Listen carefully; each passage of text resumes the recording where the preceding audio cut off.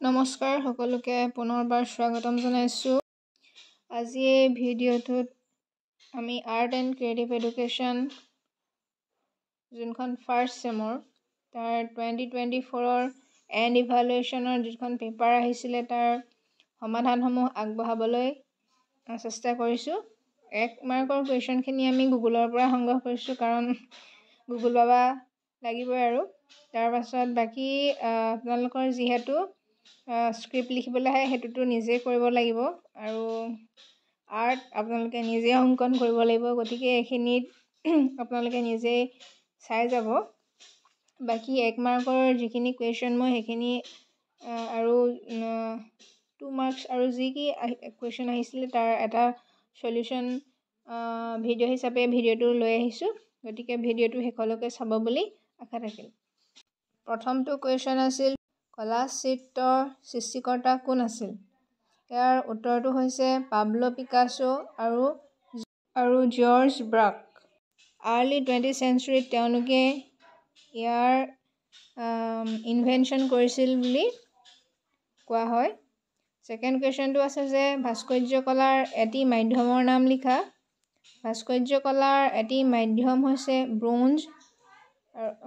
তাৰ পাছত এটা প্ৰশ্ন আহিছে যে এডাল কোমল পেঞ্চিলৰ নাম লিখা। Right the name of A soft pencil. উত্তৰটো হ'ব 4B, 8B, 6B, ইয়াৰে কোনোবা এটা লিখিব পাৰে। তাৰ পাছত নেক্সট কুৱেশ্যন, শ্ৰীমন্ত শংকৰদেৱৰ বিৰচিত এখন পাণ্ডুলিপি পুথিচিত্ৰৰ নাম লিখা। ইয়াৰ উত্তৰটো হৈছে চিত্ৰ ভাগৱত। তাৰ নেক্সট কুৱেশ্যন হৈছে চিত্ৰ আৰু ভাস্কৰ্যৰ মাজত পাৰ্থক্য বিচাৰ কৰা। Distinguish between painting and sculpture.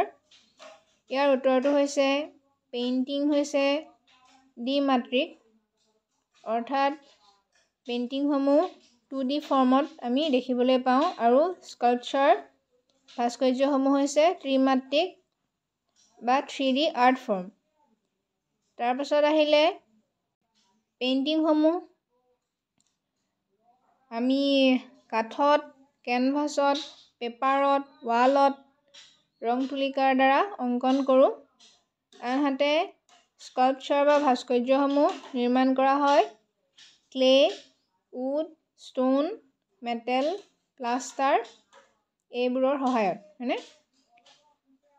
তাৰ পাছত আহিলে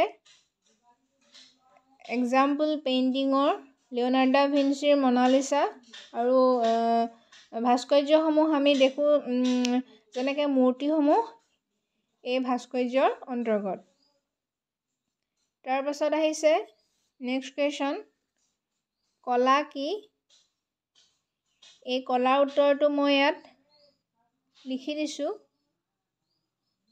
এই উত্তৰটো মই ৱিকিপিডিয়াৰ পৰা সংগ্ৰহ কৰিছোঁ। তাৰ নেক্সটটো হৈছে তাৰ পাছত যিটো আছিলে যে বিদ্যালয় শিক্ষাৰ প্ৰাথমিক স্তৰত কলাৰ প্ৰয়োজনীয়তা বিষয়ে লিখা। ইয়াত 2 মাৰ্কছ আছিলে।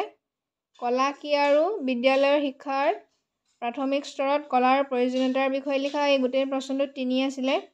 গতিকে বিদ্যালয় শিক্ষাৰ প্ৰাথমিক স্তৰত কলাৰ প্ৰয়োজনীয়তাৰ সমূহ হৈছে কলাই শিশুৰ সৃষ্টিশীলতাৰ বিকাশ কৰে, শিশুৰ সূক্ষ্মপেশীৰ বিকাশ কৰে, কলাই শিশুৰ বৌদ্ধিক বিকাশত সহায় কৰে, আৰু ই সাংস্কৃতিক সজাগতা বৃদ্ধি কৰে। বিদ্যালয় শিক্ষাৰ প্ৰাথমিক স্তৰত কলাৰ প্ৰয়োজনীয়তাসমূহ যিহেতু 2 আছিলে, গতিকে মই ইয়াত 4টা উল্লেখ কৰিছোঁ।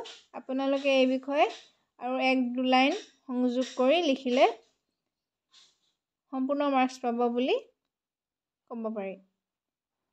তাৰ পাছত আহিছিলে আপোনালোকৰ স্ক্ৰিপ্ট লিখা, পাণ্ডুলিপি লিখা, শিক্ষা এক মানৱ অধিকাৰ, আৰু মাদক দ্ৰব্য সেৱন আৰু সমাজত ইয়াৰ প্ৰভাৱ।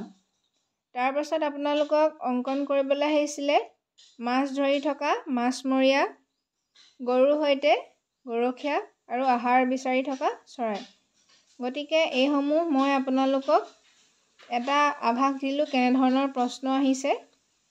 আপোনালোকক এটা কথা কৈ থওঁ যে এই যিখিনি আৰ্ট এণ্ড ক্ৰিয়েটিভ এডুকেশ্যন তাৰ পৰা কি আহিব সাধাৰণতে কমন পেলাবলৈ দিগদাৰ হয় যিহেতু প্ৰথম ছেমিষ্টাৰত যিহেতু কলাজ পেইণ্টিং কোনে মানে সৃষ্টিকৰ্তা কোন আহিছে সেই কুৱেশ্যনটো আহিছে কিন্তু আৰু এখন পেপাৰত থাৰ্ড ছেমত আহিছিলে যে গুয়েৰ্নিকা পেইণ্টিংখন কোনে অংকন কৰিছিলে তেওঁ গুয়েৰ্নিকা পেইণ্টিংখন অংকন কৰিছিলে পাবলো পিকাছো গতিকে এনেধৰণৰ এটাৰ লগত এটা সংগতি থকা প্ৰশ্ন কিছুমান আহিব পাৰে এই বিষয়ে মই আৰু এটা ভিডিঅ' প্ৰস্তুত কৰি থোৱা হৈছে চাব পাৰে মোৰ চেনেলটোতে আছে আপলোড কৰি থোৱা গতিকে আপোনালোকক শুভকামনা জনালোঁ সকলোৰে এক্সাম যাতে ভাল হয় all the best thank U